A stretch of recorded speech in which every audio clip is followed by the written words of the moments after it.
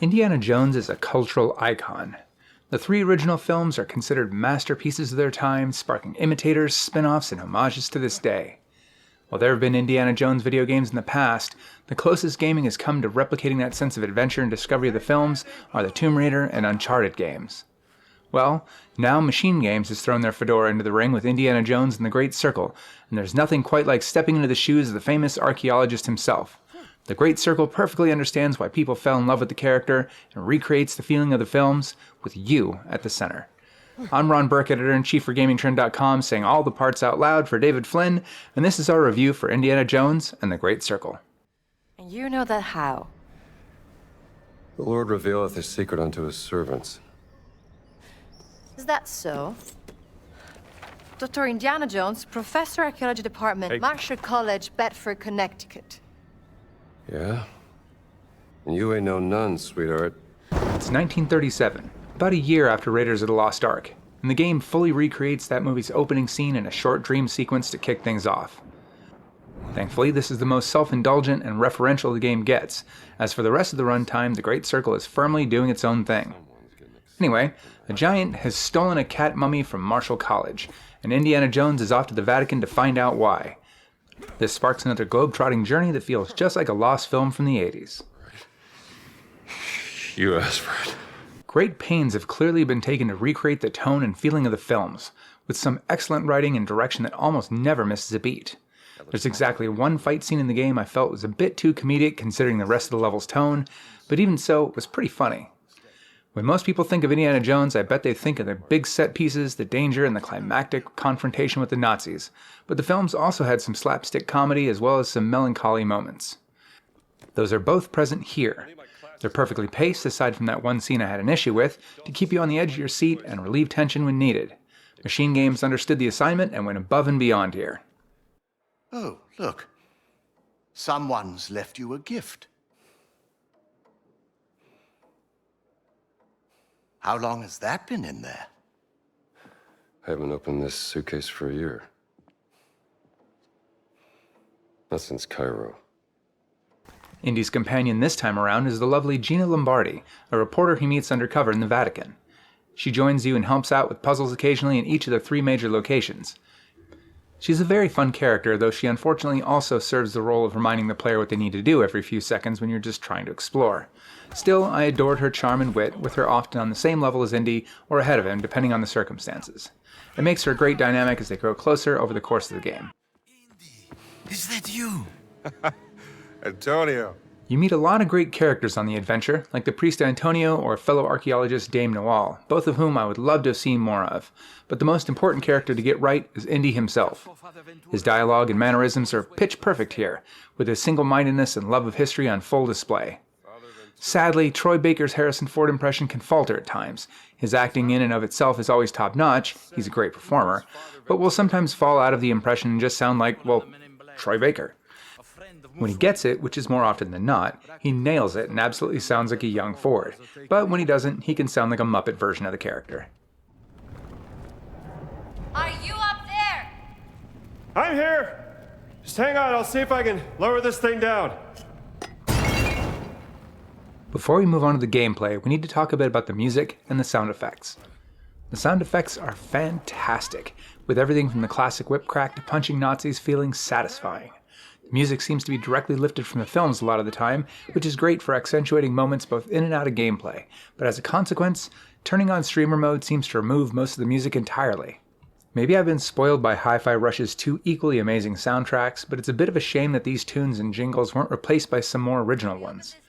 Outside of recording, however, I played the game with streamer mode turned off, and I was able to enjoy the amazing music. The first hour or so of the Great Circle may give a false impression of what the game is like. It puts you on a figurative railroad track to Vatican City with no real time to explore Marshall College or the small slice of Rome as Indy sneaks into the city. You're brawling, tiptoeing around Nazis and knocking them out with whatever's on hand, and then making your way through a mostly linear stage. This is still a lot of fun, but the core gameplay loop is even better. Once you arrive at Vatican City and take care of some initial business, you're essentially free to explore a small open world as you see fit. You can head straight for the main quest, or take some time to help NPCs. discover hidden temples and tombs to document what's inside, find books to upgrade Indy's skills, take pictures like a tourist, and much more. There's a ton to do in the 3 major locations, and you don't need to worry about missing anything, as you can return to anywhere you've already been through Indy's journal. I spent way too much time exploring the Vatican and Giza. Indiana Jones and the Great Circle is just so much fun, you can get lost in it for hours at a time. You all aces? Each level will focus on a different gameplay mechanic. For example, Giza is much more open and easy to get around, while the Vatican requires you to wear the appropriate disguise for the situation. Indy can change disguises at any time by accessing a satchel, which also holds key items, a persistent and repairable weapon, as well as snacks to temporarily boost his health or stamina. Bread will add another blue health bar to match the white ones, while fruit will add 2 stamina pips to the bar. Obviously, you lose health when you take damage, but stamina has a lot more uses. It's drained by just about any action that Indy can take, from throwing a punch or lashing out with the whip to simply climbing on a ledge. Frankly, I'm sick of stamina systems, but the Great Circle does it pretty well. A stamina will simply recover so long as you're not doing something that drains it. You can take a moment to rest while hanging on a cliff, or back away from your opponent for a second when engaging in fisticuffs. It'll come back in no time. You'll need stamina too, because there's a whole lot of platforming to do, even when it's just exploring the open world. Indy can grab onto and clamber up most things you'd think he can, though some you might miss are marked with white paint or cloth. You'll want to look up frequently too, as there are tons of objects you can grapple onto with the whip to either swing across the gap or climb up and down. If you keep an open mind and an eye out, there are sometimes multiple routes you can take while sneaking through an enemy encampment. Of course, nothing's stopping you from going in loud either. Nazis are pretty dumb, just like in real life, and will take a second or two to spot Indy. During that time, you can smack him across the head with a shovel, a sledgehammer, a frying pan, or whatever else is lying around to knock him out quickly. If you are spotted, however, it's time to duke it out. Indy can punch with either fist, holding the left or right trigger to charge up a strike, block with the left bumper, or quickly dodge with the A button. With a weapon in hand, controls are mostly the same, except you can hold the left trigger to aim and then press the right trigger to throw whatever's in hand. There it is.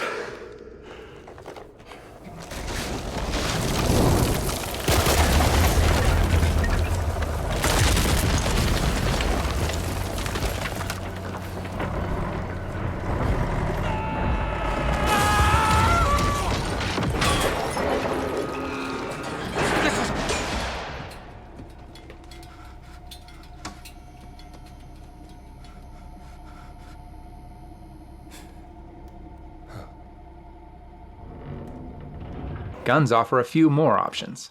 Of course, you can fire them quickly to take out Nazis, but that'll alert everyone nearby. You can also press the X button to flip the gun around and use it as an improvised melee weapon, though it'll still break after a few hits like any other implement. I had a blast spending most of the game being as stealthy as I could, though I did eventually resort to using firearms after a few sections where shooting was mandatory. This self-imposed challenge was a ton of fun though, and I would encourage players to keep to the shadows as much as they can, because taking out an entire camp without anyone spotting you is incredibly satisfying. That brings me to my biggest gripe with the game. The Nazis are just too dumb and too easy to take down. The first few hours are tense when sneaking around, but once you realize that they take forever to notice you and go down in only a few hits, even if they do, it saps some of the tension.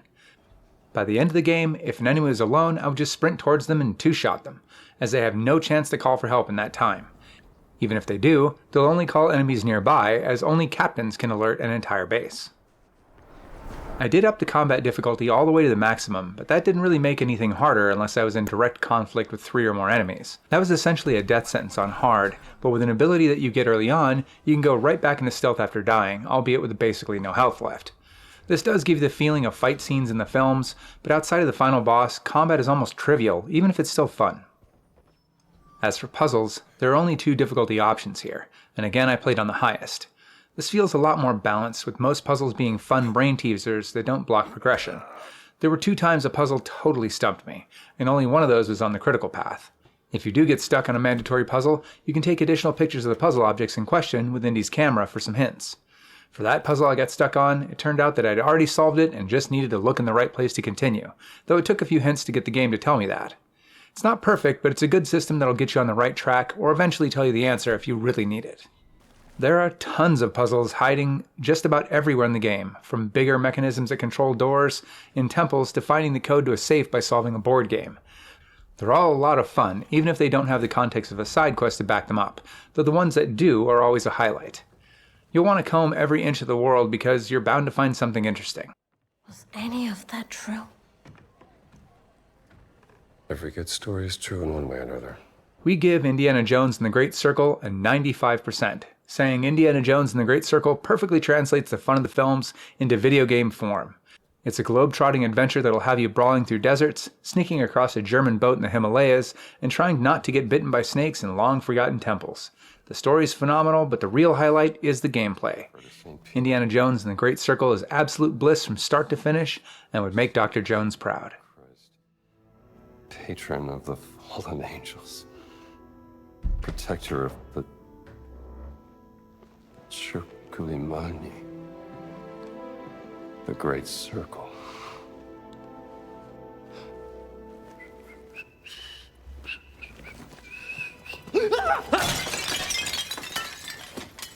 You have any idea how old that was? Ma che ti ha fatto entrare? I've been Ron Burke, editor-in-chief for Gamingtrend.com, speaking all the talky parts for David Flynn, saying thank you very much for listening, stay safe out there, and we'll see you again very soon.